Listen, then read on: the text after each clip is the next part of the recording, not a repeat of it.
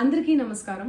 నిన్న ఏదైతే నా బర్త్డే పార్టీ జరిగిందో ఒక చిన్న ఇంట్లో పార్టీ లాగా ఒక ఫ్యామిలీ ఫంక్షన్ లాగా జరుపుకోవాలన్న ఒక ఉద్దేశంతో ఆ రిసార్ట్లో మా అమ్మా నాన్నల కోరిక మేరకు మా అమ్మా నాన్నలతో కలిసి మా ఫ్యామిలీ మెంబర్స్తో కలిసి నేను జరుపుకోవడం జరిగింది. అక్కడ మా అమ్మా నాన్నలు, మా అమ్మా నాన్న ఫ్రెండ్స్, మా ఫ్రెండ్స్, మా ఫ్యామిలీ ఫ్రెండ్స్, మా టీమ్ మెంబర్స్ మాత్రమే ఉండడం జరిగింది. అండ్ అట్లనే లిక్కర్ ఉండడం జరిగింది, సౌండ్ సిస్టమ్ ఉండడం జరిగింది. సో సౌండ్ సిస్టమ్కి లిక్కర్కి పర్మిషన్ తీసుకోవాలని చెప్పి నాకు అస్సలు అవగాహన లేదు, ఐడియా కూడా లేదు. అది అనుకోకుండా సడన్గా ప్లాన్ చేసుకొని వెళ్ళిపోవడం జరిగింది అక్కడ.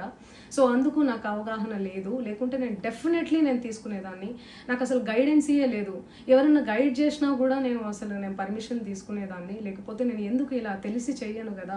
సో ఇదంతా ఇలా తెలిసి అయితే నేను తప్పు చేయలేదు, తెలియకుండా ఇది జరిగిపోయింది.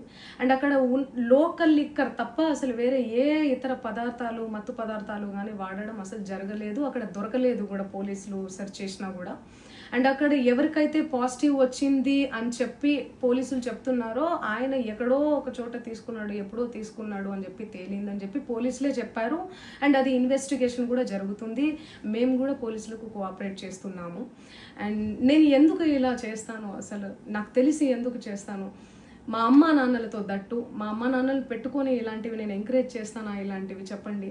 అండ్ ఒక రోల్ మోడల్గా, ఒక ఇన్స్పిరేషనల్గా ఉండాలని అనుకుంటాను, కానీ నేను ఇలా ఎందుకు నేను చేస్తాను? సో ప్లీజ్ దయచేసి మీడియా మిత్రులకు నా విన్నపం ఏంటంటే, ఆధారాలు లేని అభియోగాలు నా మీద అస్సలు మోపద్దు ప్లీజ్.